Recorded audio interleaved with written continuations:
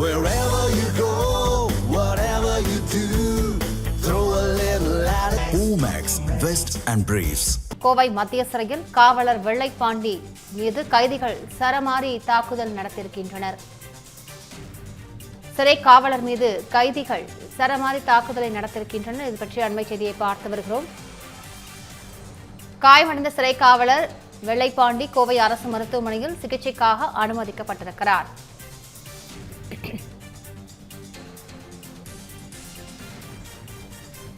கூடுதல் விவரங்களை செய்தியாளர் சுரேஷ் வழியில் கேட்கலாம். சுரேஷ், வணக்கம். என்ன நடந்தது? எதற்காக காவலரை சக கைதிகள் தாக்கியிருக்கின்றனர்?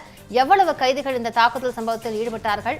காயமடைந்த காவலர் தற்பொழுது எப்படி இருக்கிறார்? விவரங்களை பதிவு பண்ணுங்க.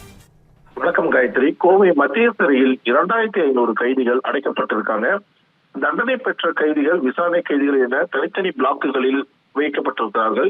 இந்த நிலையில் 29வது பிளாக் பகுதியில் கைதிகள் ஆனந்த், ஜெயமணி உட்பட 3 கைதிகள் நேற்று நின்று கொண்டிருந்தனர். அப்பொழுது ஒரு கைதி வழக்கறிஞர் ஒருவருடன் பேசிக் கொண்டிருந்தார். உடனே 3 கைதிகளும் அவர்கள் பேசிக் கொண்டிருந்ததை ஒட்டு கேட்பது போல் நெருங்கி சென்றிருக்கிறார்கள். அதை பார்த்த காவலர் 3 கைதிகளை விலகிச் செல்லுமாறு அறிவுறுத்தியுள்ளார். உடனே அந்த காவலரை ஜெயமணி, ஆனந்த் உள்ளிட்டவர்கள் மரியாதை குறைவாக பேசி திட்டியதாக தெரிகிறது. இது பற்றி அந்த காவலர் சிறை கண்காணிப்பாளர் தாமரைக்கனியிடம் புகார் செய்தார்.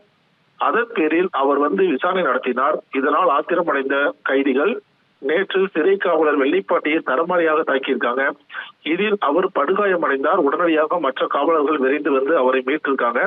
அவரை தாக்கிய கைதிகளை அப்புறப்படுத்தி காயமடைந்த சிறை காவலர் வெள்ளைப்பாண்டியை கோவை அரசு மருத்துவமனையில் அனுமதிக்கப்பட்டிருக்கிறார். இந்த சம்பவம் மத்திய சிறையில் பரபரப்பை ஏற்படுத்தி இருக்கிறது. இது குறித்து ரேஸ்கோர்ஸ் காவல் நிலையத்தில் 3 கைதிகள் மீது புகார் செய்யப்பட்டுள்ளது. அதன் பேரில் அந்த 3 கைதிகள் மீது வழக்கு பதிவு செஞ்சிருக்காங்க. மேலும் அவர்கள் 3 பேரையும் வேறு சிறைக்கு மாற்றவும் சிறை அதிகாரிகள் நடவடிக்கை மேற்கொண்டிருக்காங்க. கடந்த சில நாட்களுக்கு முன்பு சூலூர் சிறுமி பாலியல் பலாத்காரம் செய்யப்பட்ட வழக்கில் கைதான கைதியை சரமாரியாக கைதிகள் தாக்கினார்கள்.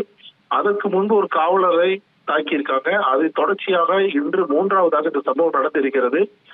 சிகிச்சை பெற்று வரும் வெள்ளைப்பாண்டி தற்பொழுது நலமாக இருப்பதாகவும் கூட்டத்தில் அவர் டிஸ்சார்ஜ் செய்யப்படுவார் என்றும் மருத்துவர்கள் தெரிவிச்சிருக்காங்க. இருந்த போதிலும் மத்திய சிறையில் தொடர்ந்து தாக்குதல் சம்பவங்கள் நடைபெறுவது அந்த பகுதியில் ஒரு பதற்றத்தை ஏற்படுத்தி இருக்கிறது. காயத்ரி,